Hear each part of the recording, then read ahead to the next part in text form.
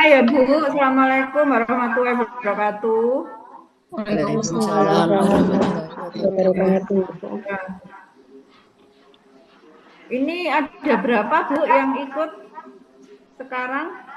Baru berapa? 66 ya? Harusnya ya? 66. Oke.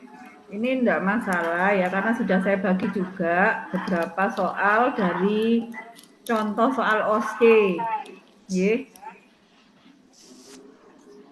Kok OSCE? Sorry. UKOM. Maaf ya Bu ya, UKOM. Bukan OSCE Bu, gitu ya.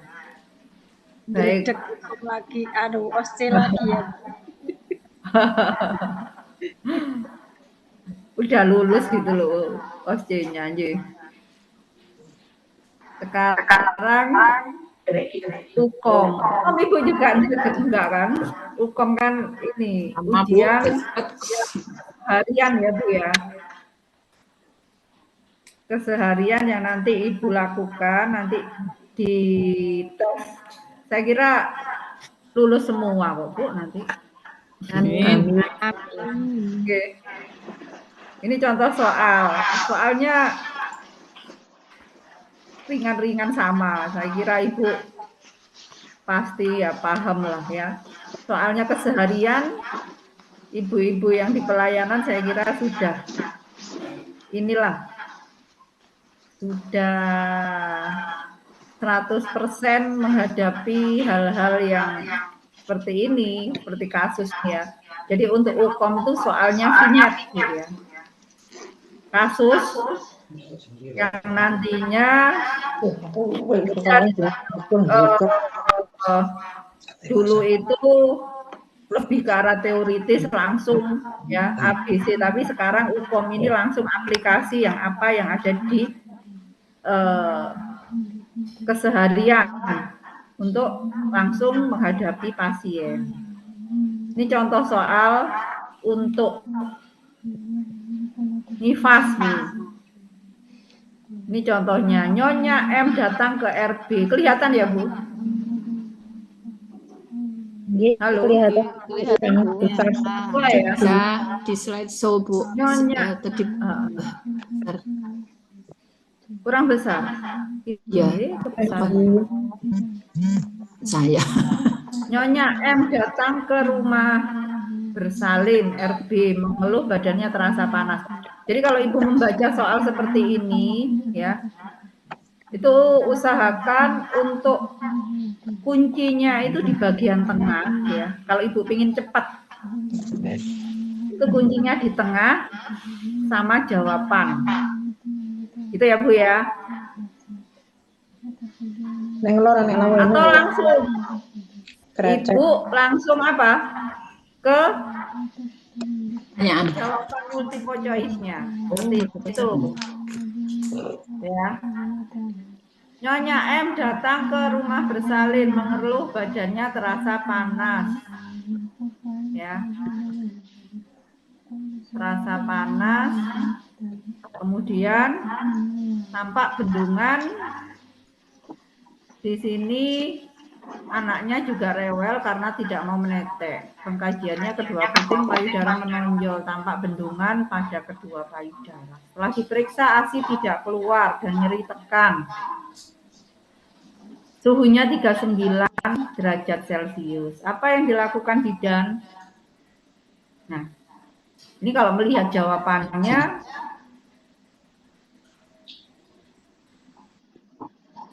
ya pastinya apa Bu? Sudah ada jawabannya. Kok enggak sama Maaf, ya? ini kok tidak sesuai ya saya di ininya.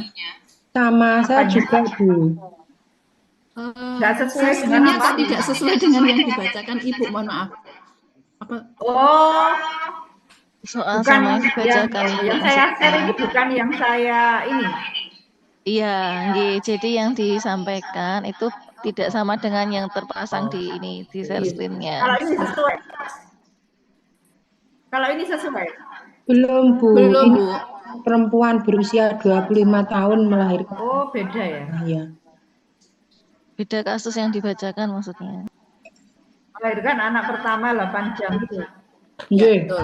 Yang di layar Yang saya itu. share dengan saya bacakan ya.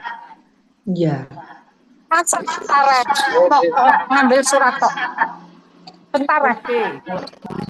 Tuh.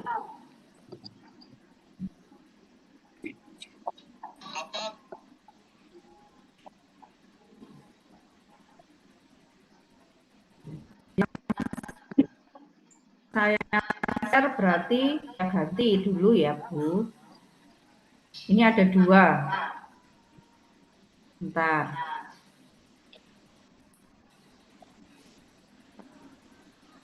Kalau di layar soalnya seorang perempuan berusia 25 tahun. Benar? Leres, Nggih, Bu. betul, betul. Nggih, Betul, Bu. Melahirkan anak pertama 8 jam yang lalu di BPM, PMB, mengeluh takut turun dari tempat tidur.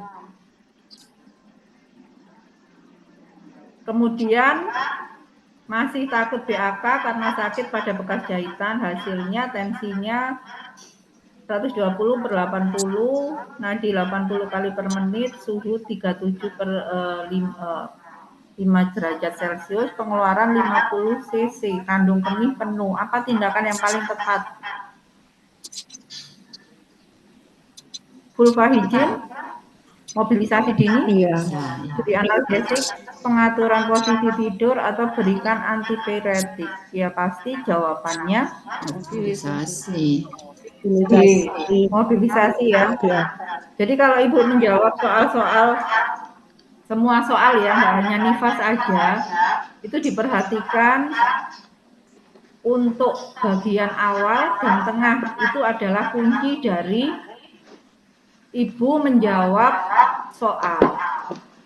Atas, tengah, terakhir pertanyaannya. Gitu ya, Bu ya. Jadi tolong diperhatikan. Atau ada yang kunci langsung menjawab apa, Bu?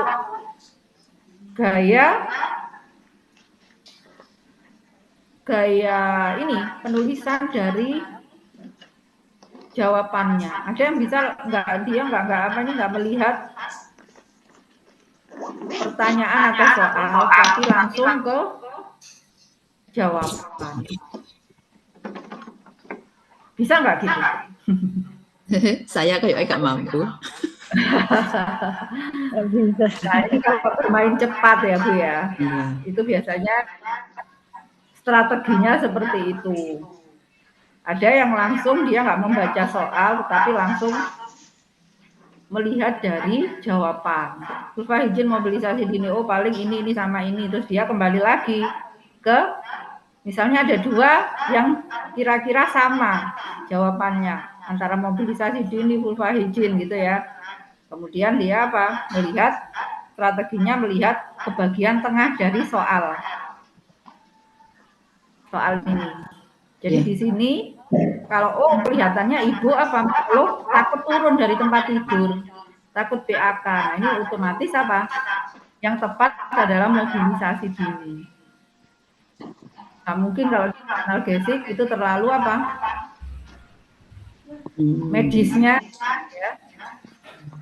Jadi tidak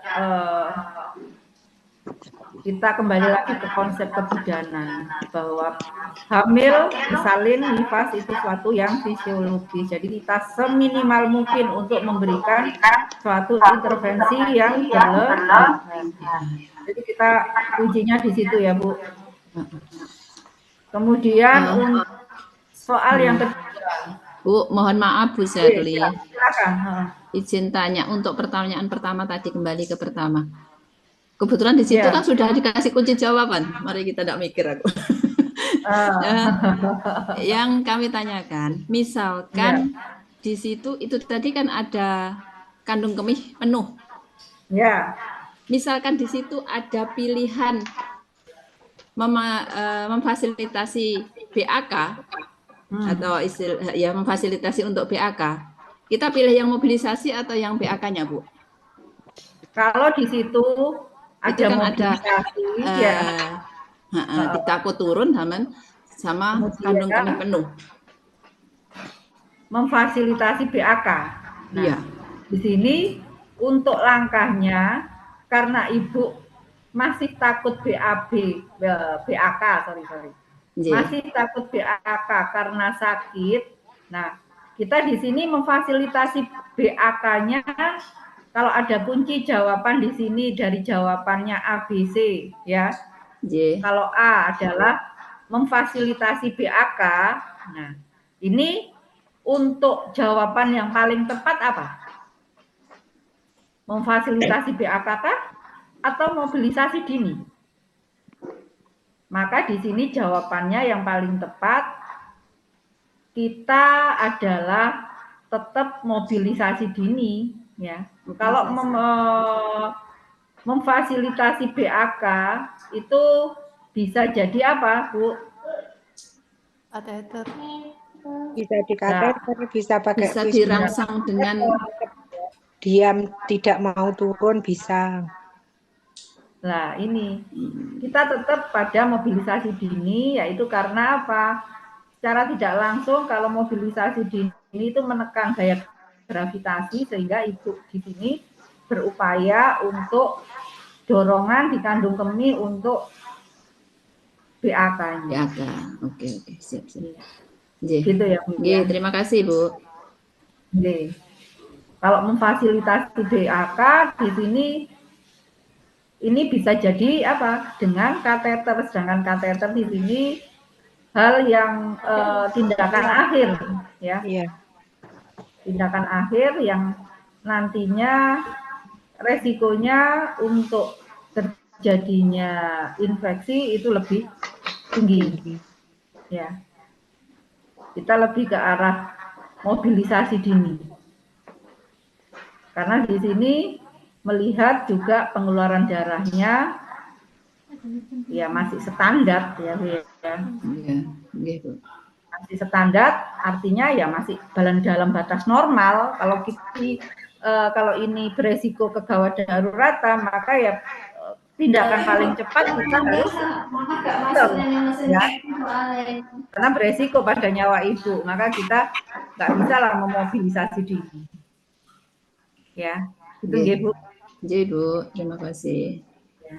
Kita lanjut ke nomor 2. Ini sudah ada jawabannya ya. Iya itu, makanya mereka merangsang mikir ini. Makanya saya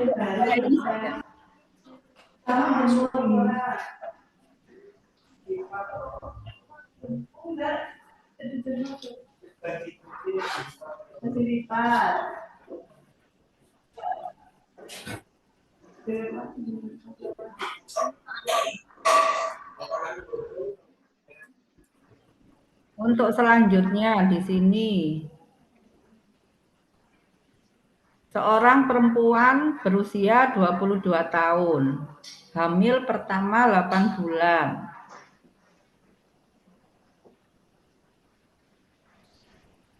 Datang ke PMB, mengeluh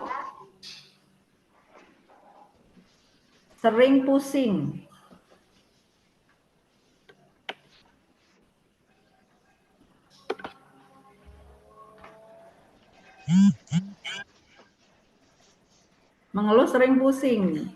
Di sini jam 4 hari lalu, pandangan kabur, nyeri hulu hati, hasil pemeriksaan tensi 160, nadi 97,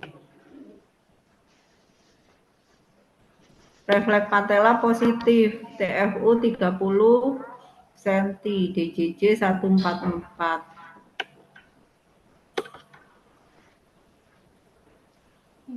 Data penunjang pada kasus ini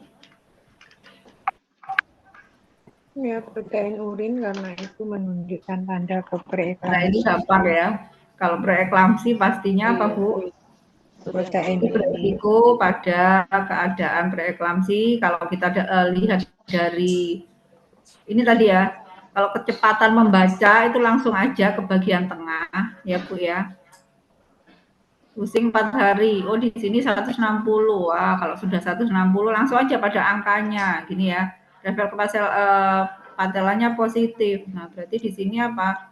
Udem ada udem. Langsung aja, oh protein urin. Nggak mungkin lah hemoglobin, glukosa urin. Itu ya, Bu ya. Kemudian untuk soal berikutnya, lanjut aja, wis.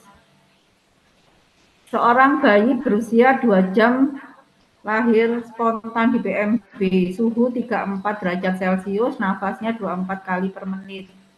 Nadi 90 kali per menit, bayi malas minum, latergi ya. Apakah diagnosis yang mungkin pada kasus tersebut?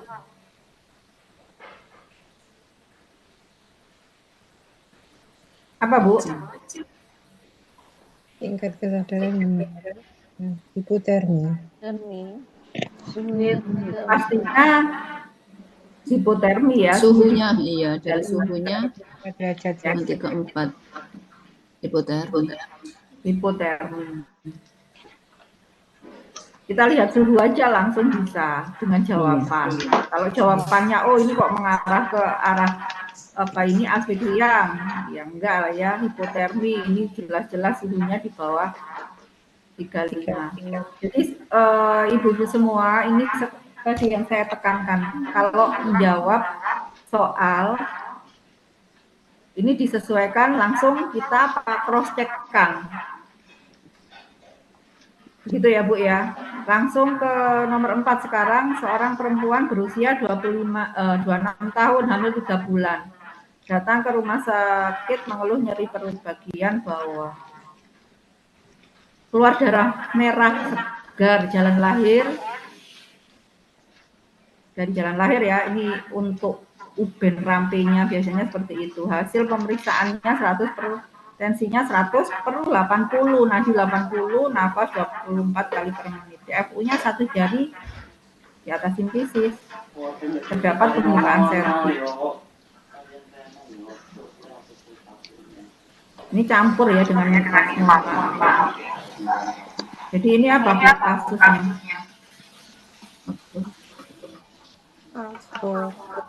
Abortus apa?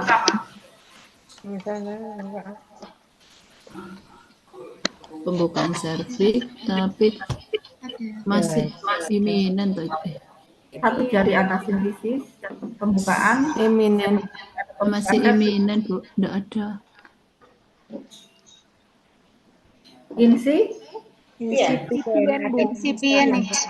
Insipien, Bu, karena terdapat pembukaan. Kalau iminen kan Ya, karena tidak ada pembukaan. Oh ya, 1 jari. Terdapat pembukaan ini, jadi insipien. Terdapat pembukaan serviks. Nah, ini baru soal seorang perempuan berusia 23 tahun melahirkan 2 minggu yang lalu, mengeluh nyeri seluruh badan, payudara bengkak. Keluhan, ibu takut untuk menyusui.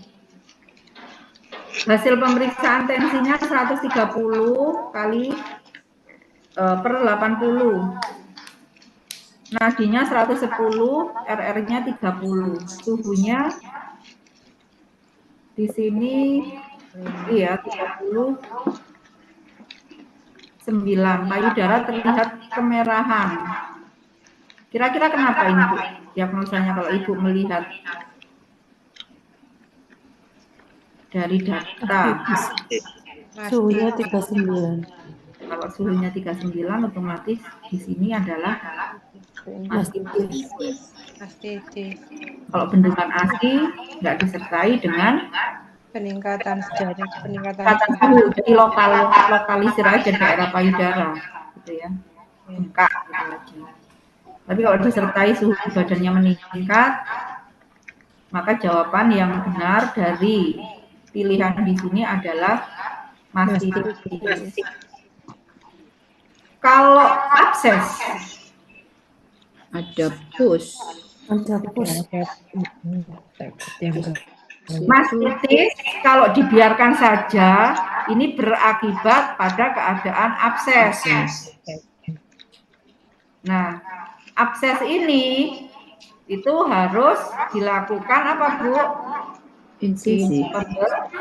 Ya, insisi daerah yang abses. yang ada benjolannya tadi, ada absesnya itu harus dikeluarkan, dioperasionalkan, dioperasi gitu ya, di insisi tadi. Jadi untuk mastitis di sini, ini nantinya kalau tidak ada asuhan, ini beresiko pada keadaan abses. Y.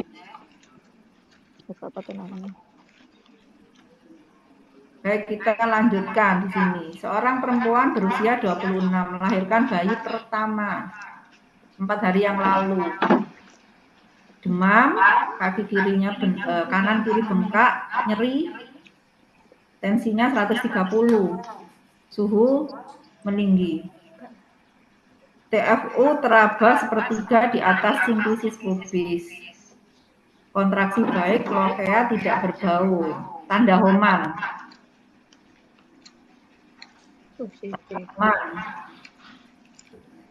Tahu ya Bu, tanda Homan Saik positif. Asuhan yang untuk mengurangi bengkak pada kaki dengan apa? Meninggikan kaki itu betul. Ya, meninggikan kaki. Benar Ya. itu. Meninggikan kaki pasien. Jadi Homan Saik itu merupakan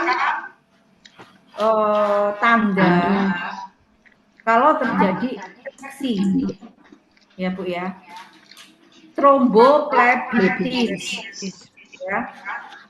Di sini bisa jadi nanti pilihannya pada soal ya, ada tanda Homan. Nah ini Ibu ada soal yang gayanya ini termasuk analisa diagnosanya apa ya. Preeklamsi, tromboflebitis ya. Kemudian HPP. Nah, ini Ibu menjawab atau OIM infeksi gitu ya. Maka yang paling tepat adalah apa Bu? Tromboflebitis. Ya, karena ada tanda Homan di betis. Ya. Homan, ya. Ini biasanya juga diplesetkan dengan metode Hoffman.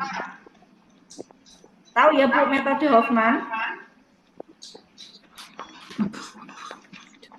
Masih ingat Hoffman?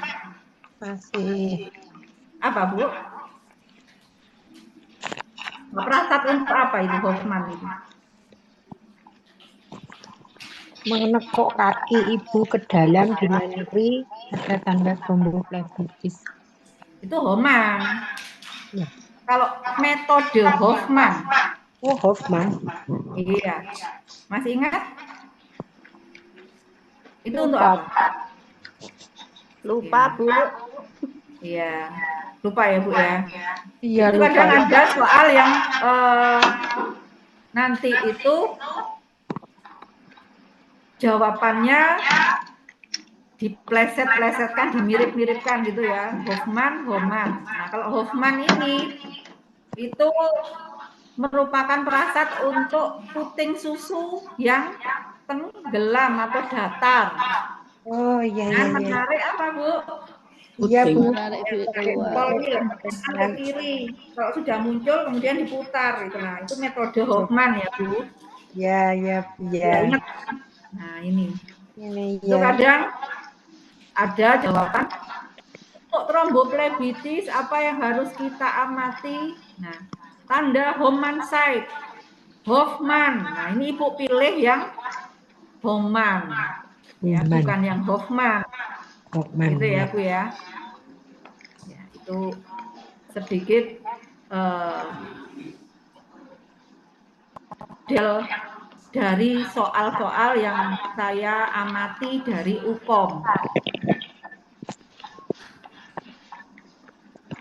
Kemudian untuk soal berikutnya di sini ya. Ini dari soal nomor 6 untuk bila terjadi keadaan homonside-nya positif, maka asuhan yang kita berikan selaku Bu Bidan dari jawaban nomor 6 ini, maka kita ambil yang A, ya, kita pilih yang A, meninggikan kaki kanan pasien. Gitu ya. Ada kewajiban merujuk enggak, Bu, kalau kasus ini? Belum. Kalau merujuk itu di sini sudah dekat dengan nyawa ibu ya, karena ini hanya tanda homan ya, Bu. Kalau perdarahan, nah ini baru. Kalau ini tromboplebitis masih dalam bisa ditangani ya. Seperti itu ya, Bu ya. Jadi Bu Bidan masih bisa memberikan asuhan dengan memberikan teknik meninggikan kaki kanan, kemudian juga PI pencegahan infeksinya ini ya, kita jaga.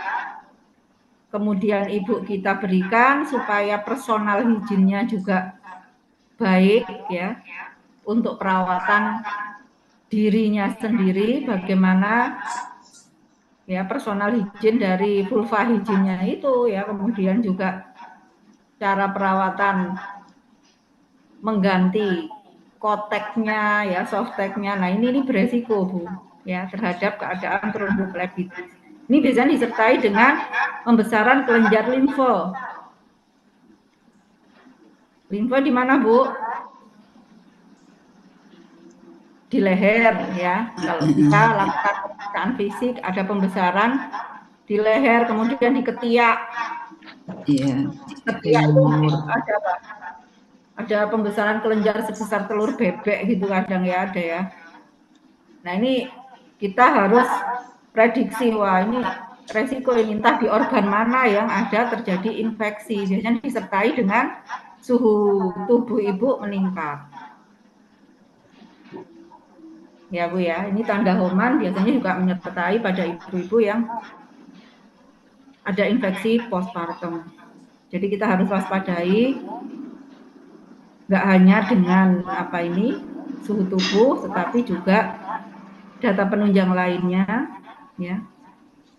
Tapi yang untuk memastikan tromboplebitis itu adalah tanda homan pada daerah betis ibu. Bila kita lakukan pemeriksaan kakinya diarahkan ke depan, ibunya menyeri, menyeringai, nah itu waspadai.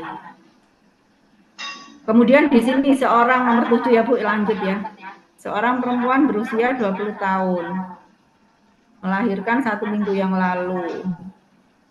Pasien murung, sering menangis. Nah kalau sudah seperti ini pasti psikisnya yang ada masalah. Hasil pemeriksaan 110, nadinya 80 kali per menit. Kalau suhunya masih dalam batas ya, tapi 37 ya mendekati ya. Pernapasan 20 kali per menit, KU-nya baik, ekspresi wajah cemas, badannya kotor. Asuhan yang diberikan apa Bu? Asuhan psikologi. Ya otomatis apa? Psikologisnya. Ya, psikologisnya kalau kita memberikan obat penenang terlalu jauh ya. Jadi kita amati dukungan keluarga ini yang paling tepat. Kalau jawaban A, C, E ini nggak sesuai dengan kasus. Yang mendekati normal ini yang mendekati jawaban benar B dan D. Nah di sini kalau B itu terlalu ke arah medis ya. Ini masih dalam hal-hal yang sewajarnya ya Bu ya. Maka dukungan keluarga ini yang bisa memberikan ketenangan pada pasien. Kalau di sini dukungan keluarga juga nggak ada, maka ini akan jatuh pada keadaan apa Bu? Ini masih stres apa sudah postpartum dulu kalau seperti ini? Postpartum blues. Postpartum blues ya. Iya, masih Murung postpartum blues. menangis tanpa sebab. Nah, ini postpartum blues Ya, ini. udah cemas enggak? Depresi? Oh, Belum. jauh, belum. Belum, Ya. Bu. Kalau psikosis? Psikosis. Iya.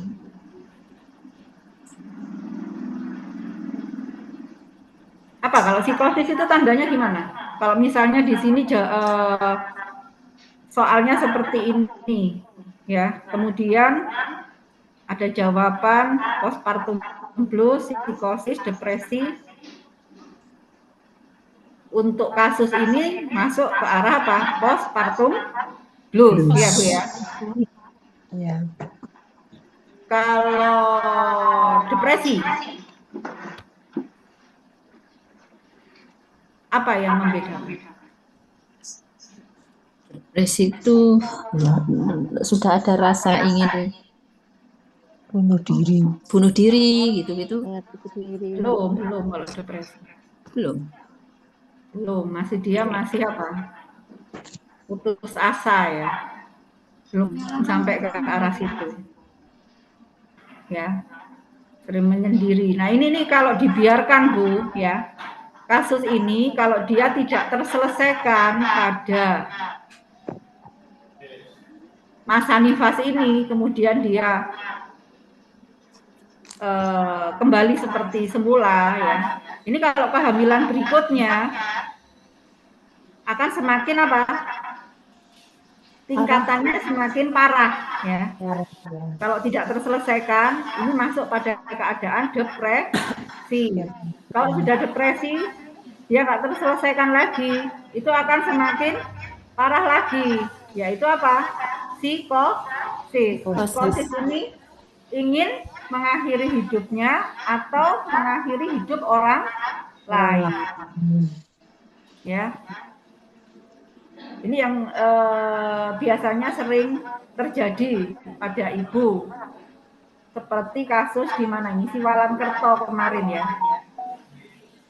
Siwalan-Kerto di daerah Surabaya. Itu karena apa, Bu? Waktu itu bu bidannya setelah menolong persalinan ya, karena jarak anaknya yang kedua terlalu pendek ya. Dia masih punya anak balita ya. Kemudian anak balita yang satunya ini ya, di statement sama bu bidannya, wah kok anaknya apa stunting gitu ya. Akhirnya gimana? Ibunya tersinggung ya, bapaknya juga gimana? Tidak mendukung kelahiran maupun kehamilannya. Akhirnya apa? Dimatikan anaknya ya Bu ya. Ditaruh di lemari es. Ibu ini tahu ceritanya itu yang di Siwalan-Kerto? Mboten. Iya. Oh ya, Hati-hati ya Bu ya, kalau kita berkomunikasi dengan pasien itu kadang secara tidak langsung ternyata membuat pasien itu, klien kita, ibu hamil maupun ibu bersalin nifas ya, apalagi kalau masa nifas itu sensitif sekali ya Bu, karena hormon mengalami penurunan. Hormon apa Bu yang memicu terjadinya keadaan apa? Keadaan jadi stres itu hormon apa kira-kira? Yang nggak keseimbang ya. Keseimbangan hormon kita terganggu pada waktu nifas. Sama pada waktu kalau kita menstruasi seperti itu ya. Kadang mudah tersinggung. Jadi hipofisis anterior posterior ini menjadi diacak stabilitasnya. Sehingga mudah tersinggung ibu. Apalagi sekarang ya Bu ya, ini wah sedikit-sedikit. Nah ini ada kasus lagi Bu. Seorang perempuan berusia 20 tahun B1A0 melahirkan 1 minggu yang lalu di PMB, murung, sering menangis, tanpa sebab mudah tersinggung. Hasil pemeriksaannya 110/80. Keadaan umumnya di sini ekspresi wajah cemas. Apa diagnosa yang paling tepat? Nah, ini seperti yang saya tadi singgung ya, kalau ada kasus seperti ini sama dengan yang di atas, cuman ini menanyakan diagnosanya. Nah, ini postpartum blues. Kalau schizophrenia itu apa, Bu? Schizophrenia itu halusinasi, waham. Gila, skizo. Nah, gitu Ya. sih. Itu ya. Dia schizophren, itu dia apa, wah, berhalusinasi. Nasi, waham. Waham kebesaran gitu ya. Udah kejiwaannya yang sudah diacak ya. Jadi kalau sudah postpartum blues ya, blues masuknya ke depresi. Dibiarkan masuk ke psikosis. Psikosis ini ya. Ini sudah hubungannya dengan nyawa. Nyawanya Dan nyawa ibunya orang sendiri atau nyawa orang lain. Gitu Bu ya.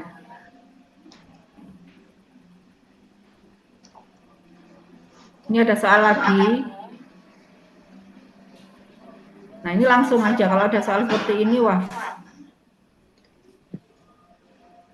Diagnosa yang paling tepat. Nah, ini seperti yang saya tadi singgung ya, Bu ya. Kalau Homan Psych positif ya. Oh my God. Nah, ini postpartum dengan UDEM nggak mungkin infeksi Tromboflebitis. Nah, ini tromboflebitis yang paling tepat. Kan kalau endometritis ini biasanya disertai dengan kalau kita raba abdomennya, ya ibu mengeluh pada daerah abdomen di sini, ya simpisisnya itu kalau kita palpasi nyeri gitu ya. Nah, ini hubungannya dengan endometritis. Kalau vaginitis, daerah vaginanya yang ada masalah, nyeri, seperti itu. Okay. Kemerahan. Kalau soal seperti ini, tromboflebitis itu pasti akan disertai dengan Homan Psych, tanda Homan. Kemerahan, kadang nggak disebutkan tanda Homannya, Bu, tapi kemerahan pada bitis. Maaf. Gitu ya. Bisa, Mama. Itu J, Bu. J, Bu. Kita lanjut ke soal nomor 10. Nah, ini gaya soal kalau seperti ini. Ini mohon maaf ya, saya tadi tidak mengaburkan jawabannya, jadi nggak asik ini ya. Sudah kayak kasih jawaban ya. Dari sini, Bu. Nanti kalau ibu-ibu melihat gaya soal kayak seperti ini ya. Ini soalnya kayak seperti ini sih ya, perdarahan 500 cc. Kalau 500 cc ini gimana? Yang dikatakan perdarahan itu lebih dari 500. Ya. Kalau ini hanya mendekati 500. Tapi di sini ada kata-kata yang kontraksi uterusnya lemah. Wah, iya. Ya, lemah. Kalau lemah di sini hubungannya pasti dengan atomia. Kalau robekan pada perineum, saya kira belum tepat ya. Ruptur uteri, nah ini belum tepat juga. Perdarahannya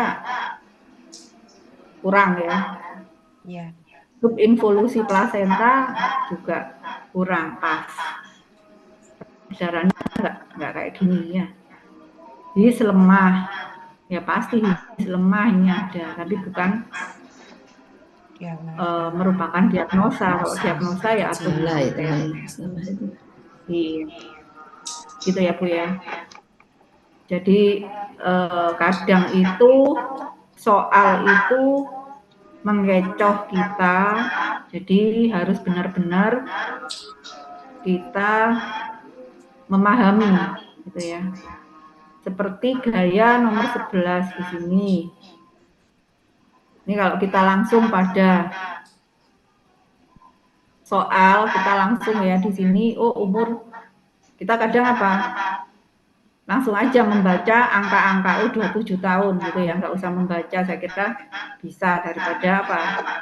Ibu-ibu melihat satu-satu langsung aja, oh 7 jam, ya kemudian masih lelah, masih keluar sedikit, puting susu menonjol, kondisi luka derajat 2, gitu. Apa tindakan yang paling tepat? Apa kira-kira Bu? Perawatan tali pusat nggak mungkin lah, ini hubungannya dengan ASI keluar sedikit, gitu ya. Menilai tanda infeksi, enggak. Pemilihan kontrasepsi, soalnya nggak menuju ke sana, gitu ya. Ini jawabannya adalah antara B dan E. Ya Bu ya, antara D dan E. Bisa D dan bisa E. Gimana? Apa tindakan yang tepat diberikan pada apa tindakannya?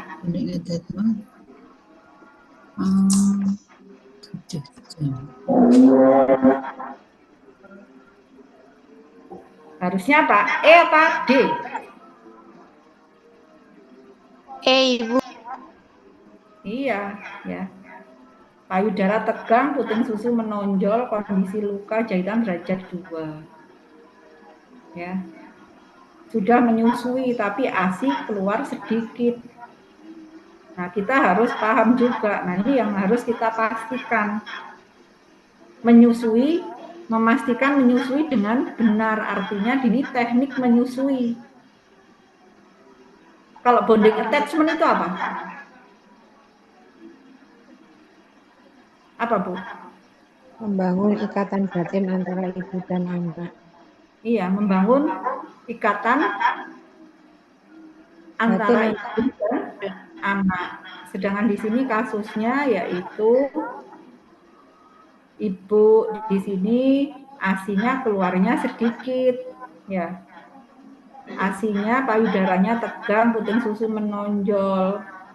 Tindakan yang tepat kita harus memastikan kalau menyusuinya ini dengan benar. Ya. J, itu ya Bu ya.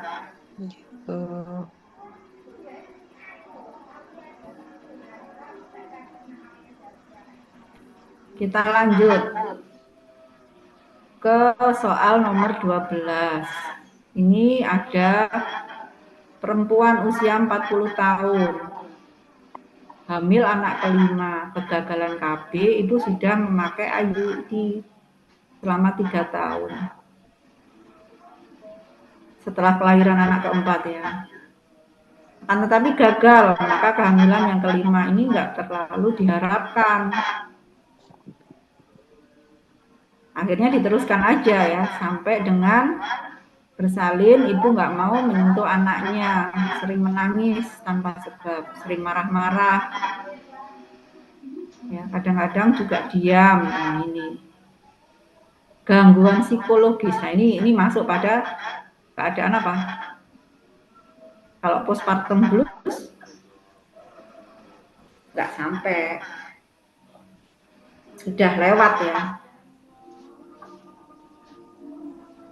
Karena di sini Bu sudah mengalami putus asa, berarti yang pas adalah apa Bu? Depresi. Ya ini sudah putus asa, ini ada keadaan Ibu, wah nggak mau dia nyentuh anaknya.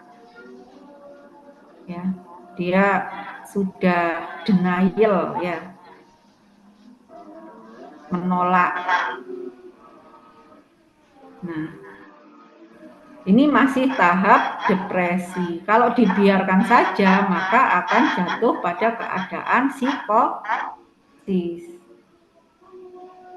psikosis ini marah, ya Bu ya, marah dan dia nggak suka dengan keadaannya. Dia akan apa? Ini gara-gara saya melahirkan, gara-gara kamu, dia akan menyalahkan. Akhirnya dia ibu ini akan ya mengakhiri biasanya yang dialami oleh ibu ya, yang berakhir dengan tindakan kriminal itu ya Bu.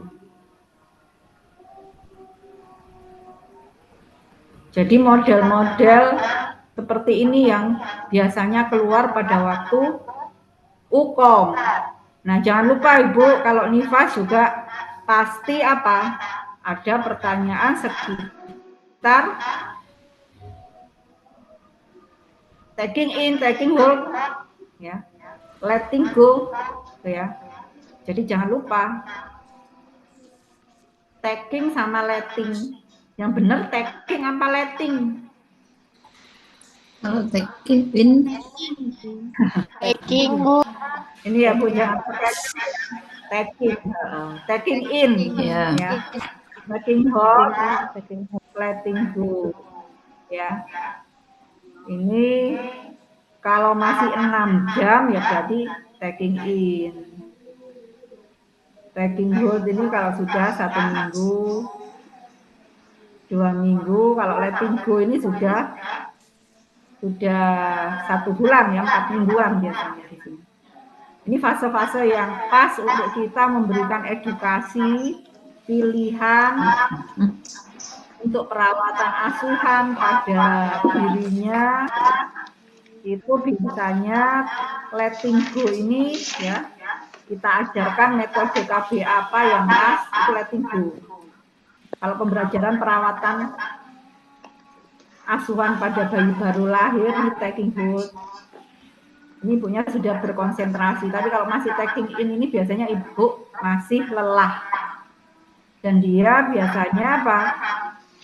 Sering curhat, saya kemarin loh bersalin itu sakitnya bukan main. Lama, sehari semalam nggak keluar-keluar. Nah ini masuk metode taking in. Kalaupun kita sebagai Bu Bidan itu memberikan edukasi nggak bakalan didengar ya Bu ya. Ibunya biasanya gimana? Iya gitu tok ya Bu ya, tapi nggak akan nggak akan masuk ya, sedikit lah masuk. Tapi apa? Kita dengan kerja keras yang sangat bagus teknik untuk memberikan apa? Edukasi biar ibunya konsentrasi. Ini butuh waktu yang cukup lama. Gitu ya Bu. Jadi tolong untuk taking in, taking hold, letting go ini juga biasanya keluar di UKOM, monggo. Nanti bisa diingat-ingat lagi ya untuk teorinya ini. Untuk nomor selanjutnya, ini kita seorang perempuan umur 24 tahun, pasca melahirkan 7 jam. Mengeluh masih merasa lelah, masih menyusui tapi ASI masih keluar sedikit. Hasil pemeriksaan payudara tegang. Puting susu menonjol, kondisi luka jahitan derajat 2. Apa tindakan yang pas? Ini sama ya dengan tadi. Sama apa enggak? Enggak ya.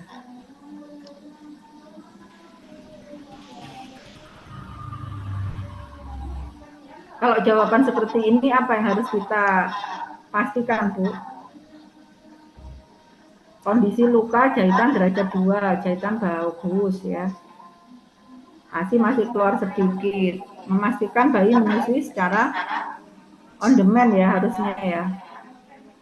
Sesering mungkin. Supaya apa? Supaya ASI-nya lancar. Iya lancar, karena ini keluhannya adalah ASI masih keluar sedikit. Nah ini ya tindakan yang paling tepat, memastikan bayi menyusui secara on demand. Nah, menyusui secara on demand ini maka akan manfaatnya adalah bonding attachment, yaitu memberikan jalinan ikatan antara ibu dan bayi. Kalau ibunya jarang menyusui, dikasih waktu jadwal, nah ini bonding attachment-nya juga kurang optimal. Gitu ya. Jadi yang paling tepat adalah memastikan bayi menyusui secara on demand. Ini jawabannya pas. Selanjutnya, bidan melakukan kunjungan rumah pada perempuan baru melahirkan 2 hari yang lalu. Bayi sering tidur, hasil pemeriksaannya KU baik. Ya. Warna kuning ya. Ini suhunya 37. Bayi biasa menyusu dengan kuat, namun lebih sering tidur. Bidan memberikan pendidikan kesehatan agar kondisi bayi tetap baik. Apa tindakan yang tepat? Apa, Bu? Yang tepat apa?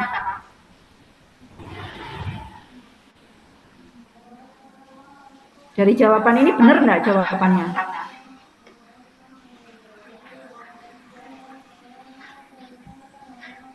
A. Berikan susu sesering mungkin. B. Anjurkan ibu membawa ke puskesmas. C. Berikan ASI 2-3 jam sekali, jemur bayi 30 menit di pagi hari. Skleranya berwarna kuning. Rujuk bayi ke rumah sakit. Apa, Bu? Benar enggak jawabannya? ASI berikan ASI Antara C dan D. Ya? Antara E dan D. C dan D, Bu. C, Bu, C. Iya, C. Ya. Kalau ini dari soal ya. Dari soal kita amati hasil anamnese bayi sering tidur ya. Bayi sering tidur. Menyusu dengan kuat namun lebih sering tidur. Ingat kalau bayi sering tidur, ini berarti ada tanda malas ya bayi. Atau kita yang nggak mau membangunkan. Nah, maka di sini tugas Bu Bidan itu memberikan konseling ke ibu. Bu, kalau bayinya tidur, harus apa? Dibangunkan. Setiap 2 atau 3 jam sekali itu dibangunkan. Untuk preventif terjadinya ikterus. Tetap kita ASI itu sesering mungkin. Tapi kalau bayinya tidur, usahakan kita bangunkan tiap 2-3 jam. Gitu ya, Bu. Yang artinya di sini kalau melihat dari kasus ya, bayi sering tidur. Nah, untuk jemur bayi ini mengikuti. Yang nomor 1 adalah ASI ya. ASI ini diberikan 2-3 jam sekali.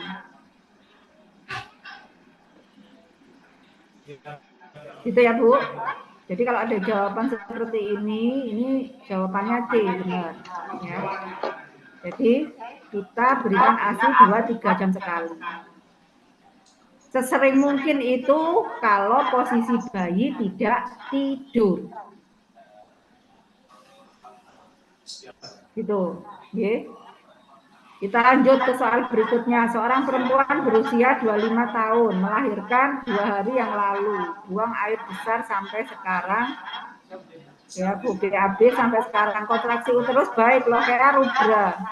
Rubra itu berarti hari kedua ya. Kandung kemihnya tidak teraba tegang. Jadi apa yang pas untuk jawaban di atas? Minum FE,